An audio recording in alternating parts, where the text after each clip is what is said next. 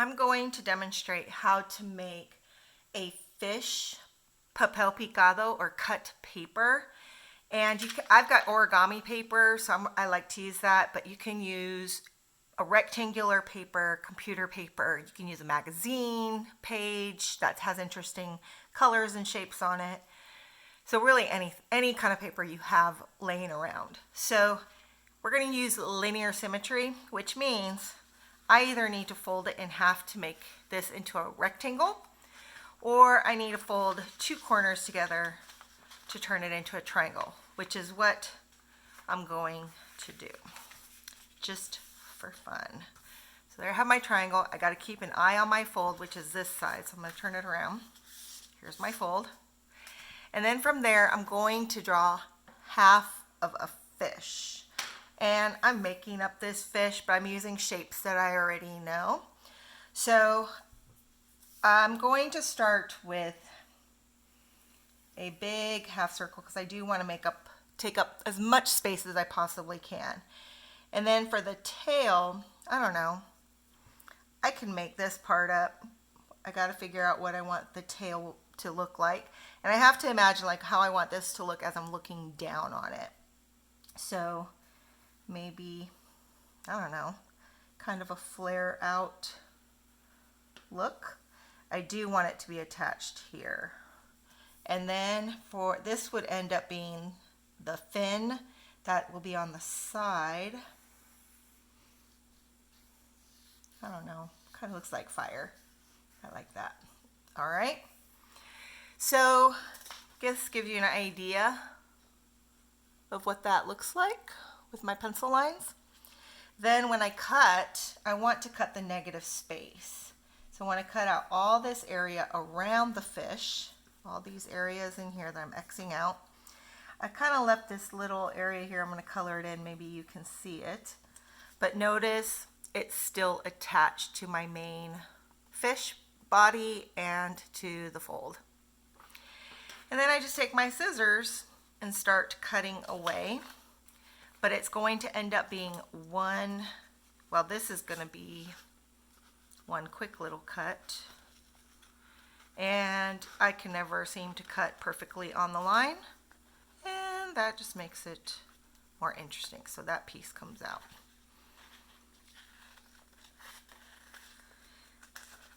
Then I'm just going to chop that part off. I'm actually going to come around this side.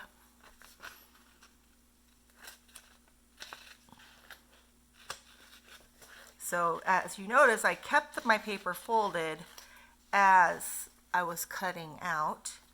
Now I'm going to get into like these more detailed areas, and I just cut it out like I would if I had cut out a triangle, making a snowflake.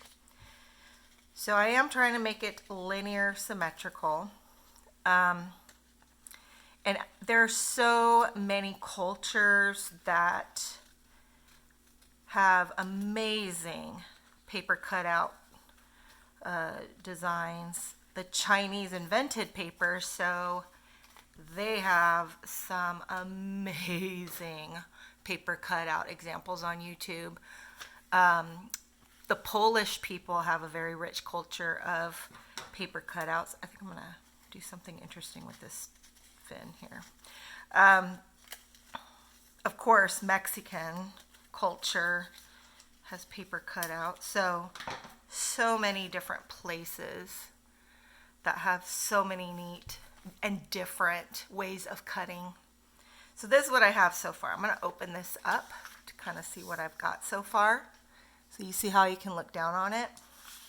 Now from here, there's a couple different things I can do. Maybe I want an eye.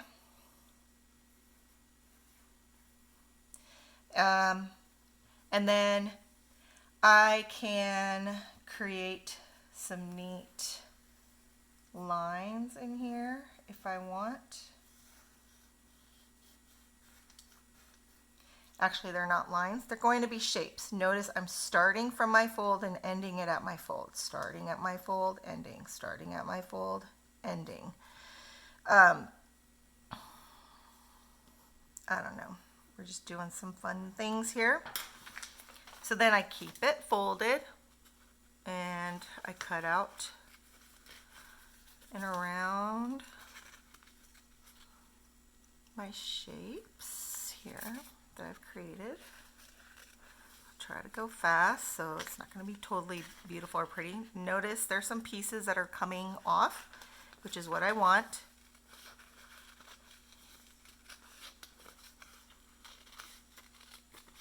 But I'm not chopping apart my design, my fish.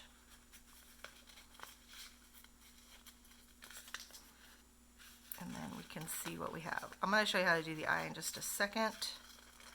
Let me get this piece out. Push that aside. So this is what I have.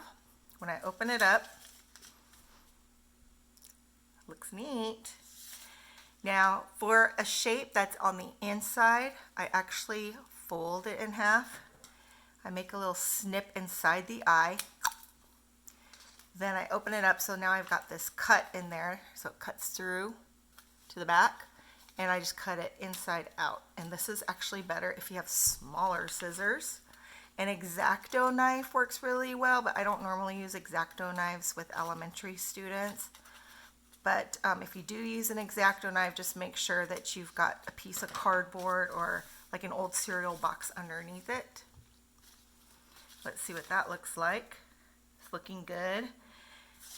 Now in here, I might have to do something. Ooh, I know what I can do. I can fold this, just this little section, and I can do some neat little cuts. See that? Yeah. Ooh, I like that. Let's do another one maybe. I don't want to get too close to my edge. Maybe one more right here.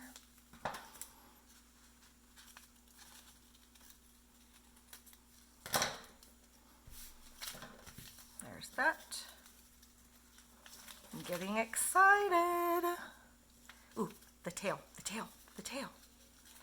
So I just fold it a little bit and I just cut out whatever shape comes to my mind or whatever's easiest.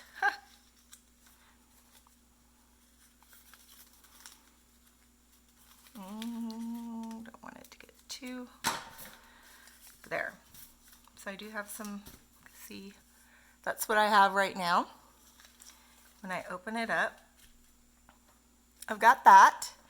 This has my pencil lines, so I want to see this side. From here, maybe I can use my scraps to maybe make like a real fin on here. Another thing that I like to do is I'll get another different color of paper. White would certainly work out really well. And I could glue this on this paper. And then of course, you gotta sign it. Try it out, see what happens, be creative.